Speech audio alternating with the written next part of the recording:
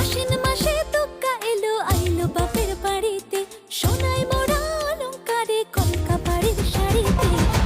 আসে পারে পারে বছর ঘুরে ঘুরে, উমা আসে নতুন সাজে। আসে পারে পারে বছর ঘুরে ঘুরে, উমা আসে নতুন সাজে।